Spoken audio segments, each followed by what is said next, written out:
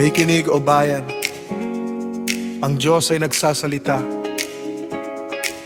Hindi niya kailangan ng anumang bagay mula sa atin, sapagkat ang lahat ay sa Kanya.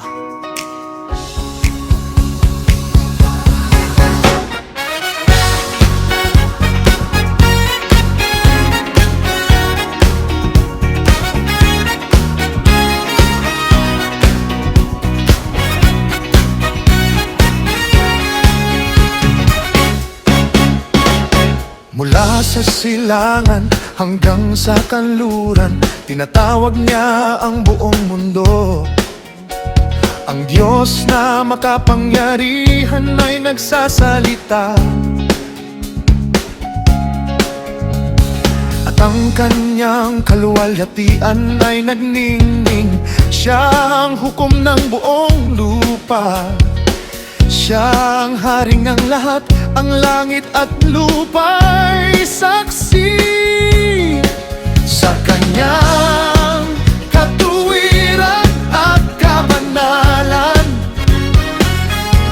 Naririnig mo ba ang tinig niya? Hindi lamang palabas na handog, hindi lamang awit sa labi.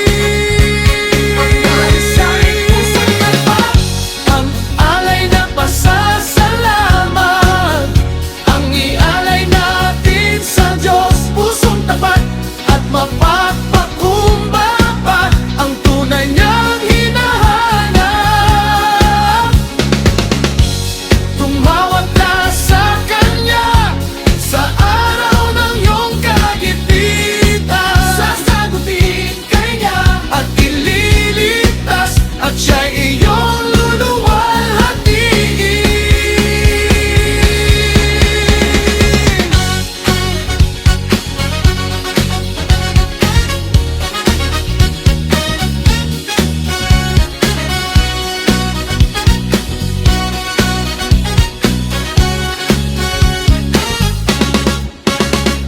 Hindi niya kailangan ang mga hayop, dahil ang buong mundo ay Kanya. Ang bawat nilalang sa kagubatan at bawat hayop sa mga bundok.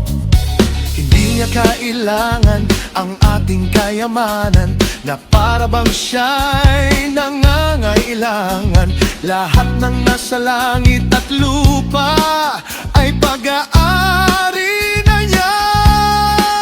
Kaya't magpasalamat ka at tuparin ang iyong pangako. Kapag dumating ang panahon ng problema, tumawag ka sa Panginoon, tumawag ka sa Kanya, tumawag ka sa Panginoon.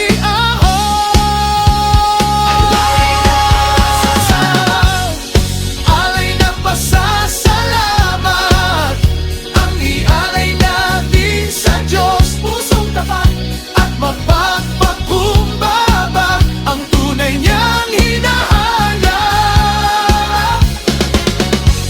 Tumawag ka sa Kanya sa araw ng iyong kagipitan, sasagutin Kanya at ililigtas, at siya'y iyong luluwalhatiin. Ngunit bakit mo binibigkas ang Kanyang salita kung ayaw mo namang sumunod?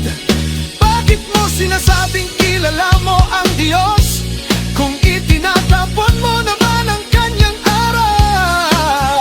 Nakikisama ka sa gumagawa ng masama, ang iyong bibig ay puno ng panlilila. Sinisiraan mo ang iyong kapatid, ngunit akala mo'y hindi nakikita ng Diyos.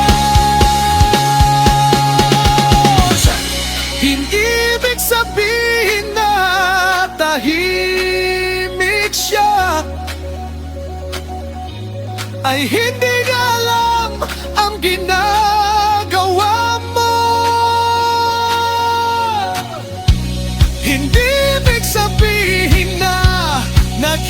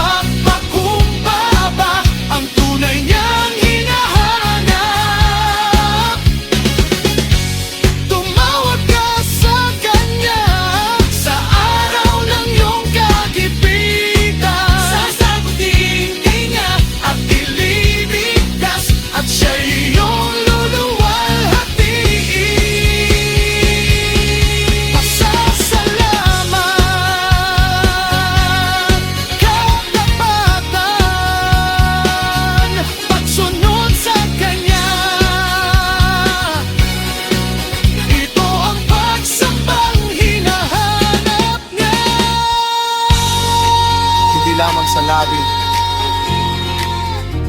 hindi lamang sa handog, kundi sa pusong tapat. Alay na pasasalamat